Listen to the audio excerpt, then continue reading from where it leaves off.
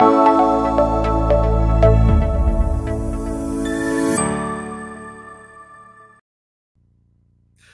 good afternoon, good morning, wherever you may be in the world, and welcome to this special live stream where I'm going to be dissecting the two new issues that we have observed in the software supply chain over the past week or so. Thanks for tuning in. My name is Ilkka Turunen. I'm the Field CTO here at Sonatype, and my responsibilities are to work with our customers to dissect, understand, and take action on emerging software supply chain threats. So today's topic will be to talk a little bit about two emerging threats that we've observed over the last week or so.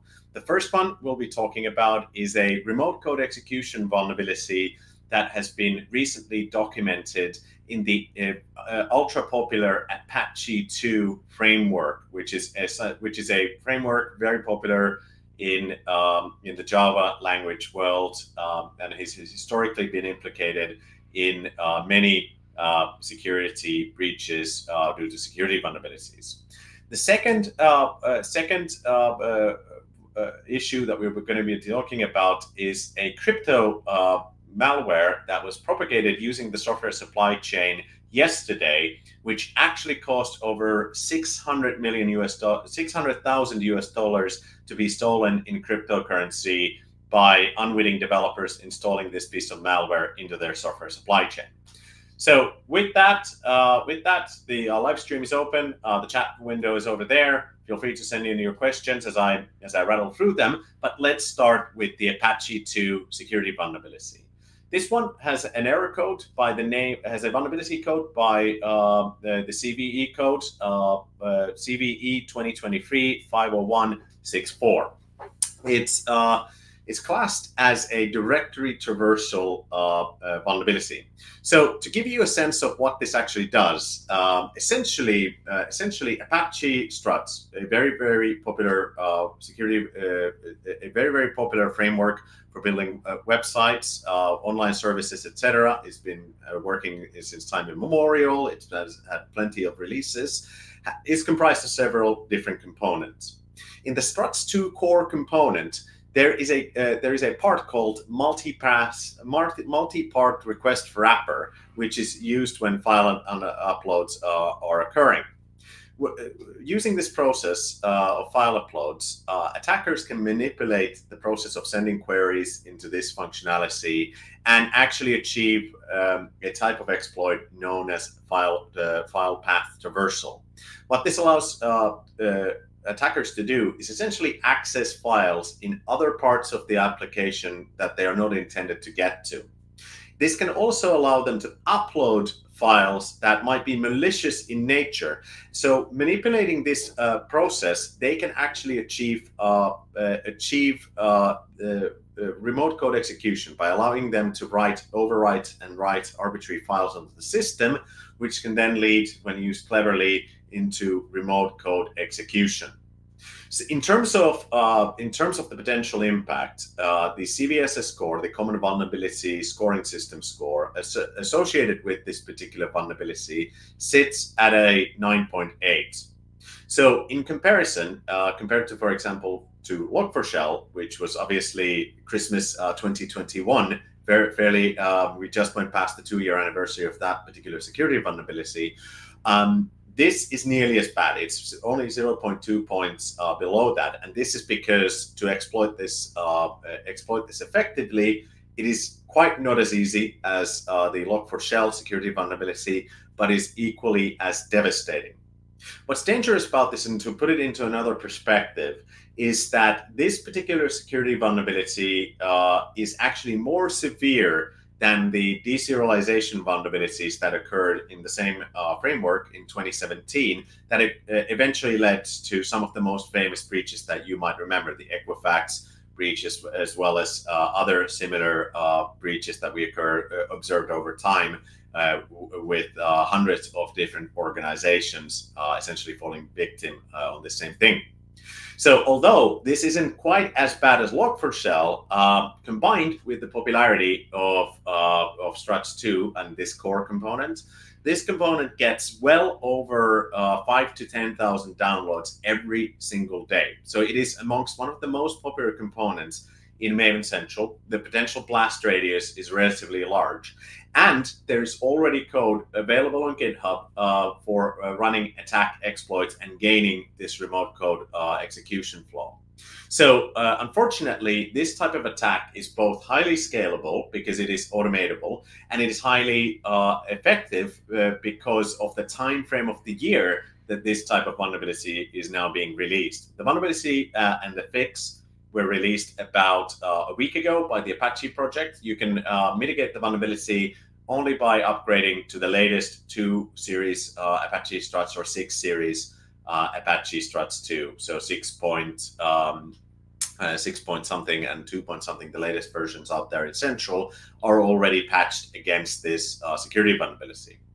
This type of attack is also devastating because attackers will be using services like Shodan and other type of server sniffers to actually identify targets and then exploit them at scale.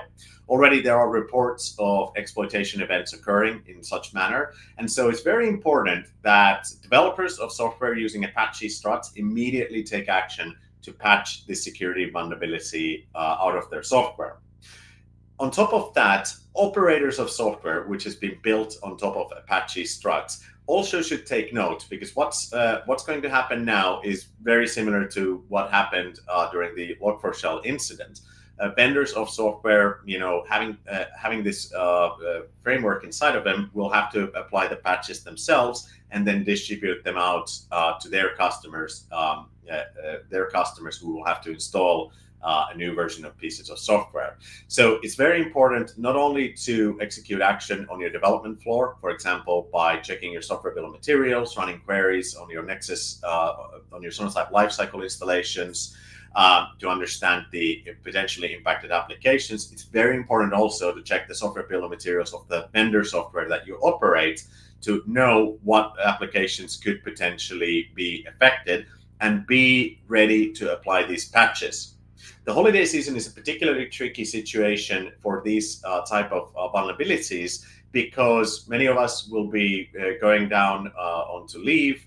Many organizations will have harder time to apply changes due to change freezes. So it's very important to be aware that this is prime time for bad actors to be running campaigns, to be trying exploits out, to set the stage for further attacks that they might occur later. Unfortunately, crime in this sort of sense doesn't sleep. So with this particular security vulnerability, it's very important to take action as soon as you can, because it's already been out there for a week. POC code is readily available and action needs to be taken. For customers of Sonatype products, the good news is our products do not use Apache Struts, so none of our software or services are affected by this particular security vulnerability. And if you're using our Lifecycle or Firewall products, the vulnerabilities were uploaded pretty much immediately after the security vulnerability came out. So if you're using our continuous monitoring feature, you will have been alerted by the security vulnerability and should have all the intelligence that we have available today as well. On top of this, we have published a blog post on our website, blog.sonatype.com, describing this vulnerability more in depth. So please check that out, take a read, and distribute it far and wide, because this is going to be one of those silent assassins that will probably haunt us going forward in the future. When we look at historic security vulnerabilities at this severity scale, what actually ends up happening is that there's some attention on the vulnerability when it is released. It then gets forgotten about, for example, during the holiday season and going into next year, because it's not a 10 out of 10 on the severity scale, although this is still classed as critical. What happens is organizations sort of, it falls in between the cracks, and, patching of these vulnerabilities might not occur in due time. This is a danger window where exploitation actually happens. So no doubt we will be observing traffic going forward into the future. We're also working on a dashboard that will allow you to see the adoption of these fixed versions going forward in the future. So stay tuned on that. We'll be dropping updates on how we see the adoption being adopted, the adoption of the fix happening in the wider software supply chain. So this moves us into, so this was a security vulnerability, a unplanned set of functionality in a completely legitimate open source component. So let's move into the other big software supply chain news this month by way of a component called Ledger Connect. Ledger's Connect Kit is a open source package that is distributed through the npm JS ecosystem. It's a component that allows you to connect a distributed application on the Ethereum blockchain against a crypto wallet. As you can probably tell, crypto terminology isn't necessarily my strong suite, but essentially what this allows you to do is create distributed ledger applications by leveraging the blockchain. Now, this connector kit by the Ledger organization is a fairly popular kit for implementing this particular feature, and it's a core component in building these distributed applications that leverage this smart contract functionality on the Ethereum chain. So what happened was that one of the former employees of the organization fell victim to a phishing attack. Through that phishing attack, their npm.js publishing credentials were compromised, and the threat actor used these credentials to publish malicious versions of the legitimate ConnectKit package. So essentially, there were good versions of the ConnectKit package, and now newer versions were published on top of that. They still were legitimate ConnectKit functionality, but on top, the malicious actor also added what we are now calling a draining function, which actually, when activated, presented the users with a prompt that looked like a legitimate user interface prompt to connect their wallets to the application. When they interacted with this prompt, essentially what it did was gave authorization for the malware to access the funds inside of this crypto wallet. And what the malware then did was implemented a draining function that drained funds starting from 0.001 tokens onto a crypto wallet on the blockchain. Now, because this is crypto, one of the cool things about the blockchain is you can actually track the transfer of funds. So fairly quickly, the community identified that A, their funds were draining, B, that there was malware in these legitimate versions published by this compromised author, and they noticed that their funds were being siphoned. So far, yesterday, when we looked into the situation, the wallet associated with this attack, by some reports, had over $600,000 worth of cryptocurrency that were drained by this attack. So it's a great example of the types of emergent threats or sophisticated software supply chain attacks that we're observing in the software supply chain. It's got all the hallmarks of legitimate crime. It was a weakness in they went after the developers. They knew where maintaining the library. Second, they added malicious functionality on top of the library to operate under specific circumstances. And third, they had a direct path to monetization, where they weren't after environmental credentials. They weren't after access to further systems. They were directly after the end users' funds stored in their wallets. So by installing this malicious kit, users of several dozens of software, in fact, this particular Connect kit has well over 20,000 GitHub repos that rely on it to provide this particular vulnerability. They lost their funds, they lost their crypto assets. They all drained into this wallet, and as the communities kept an eye on that wallet, we've seen well north of $600,000 worth of value and funds move into there. So unfortunately, this is very characteristic of the new type of emergent supply chain threat that we're seeing out there. The good news is the organization publishing this reacted fairly quickly when they got notice of this attacking. If you look at the GitHub repos, there's actually issues where this was originally raised. They pulled out the malicious versions from the npm.js registry and published legitimate versions with the same version numbers to cover for those things. So anyone affected or using these particular versions should reinstall packages immediately to mitigate this malicious prompt.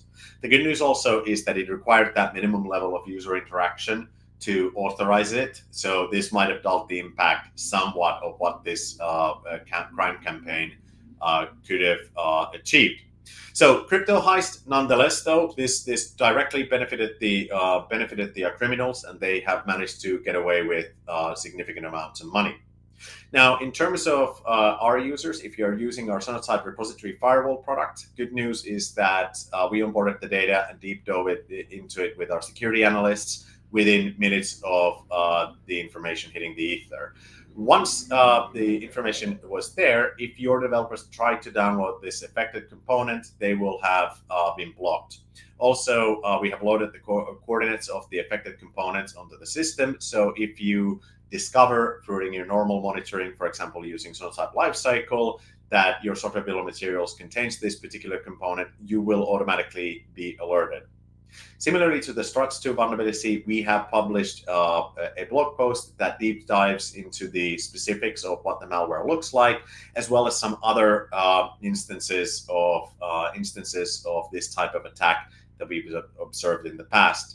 Unfortunately, this type of emergent software supply chain threat, where the attack target isn't malware, it is isn't to leverage a known vulnerability in the software supply chain, is active publication of malware, is emergent. Over the years, we've reported that we have observed well over 245,000 instances of this type of attack. In fact, in the last year alone, we saw that number double from what it was a year ago. And when you trend out the growth rate for the last 5 years, the growth rate sits at around 730% on an average annual growth rate. So unfortunately, this type of threat continues to grow. Developers have to be aware that components might be poisoned in this way, especially when they're dangerous and live close to money, such as this. So it's very important as an organization now to develop practices that allow you to rip and replace components fairly quickly if they are identified to contain this type of maliciousness. It's very important to build in monitoring to allow you to get proactively alerted for any type of threat that's discovered in any of the components you might be leveraging in your supply chain. And most importantly, of course, build the muscle to apply the patch very quickly and roll out that to your customers as well, so that you can protect their data integrity and, in this particular case, their funds. So all of these stories that I've spoken about today have been written about in our blog. So go to blog.sonatype.com. If you're a customer of Sonatype's, good news is your product will have already alerted you with this information, and the automation that's inside of the product will have automatically opened your Jira tickets and you pull requests to help mitigate these issues. So unfortunately, we live in the worst possible timeline, in the sense that it seems to be a Christmas tradition that these highly impactful security vulnerabilities and malware attacks seem to emerge around Christmas. But that is because this is now the danger zone for organizations to be exploited for them. So with that note in mind, take a look at our blogs, make sure that you're taking the appropriate actions, and stay safe over the holidays. Thanks very much for tuning in to today's live cast. My name is Ilkka. We'll see you next time with any updates we might get. Thank you very much for tuning in.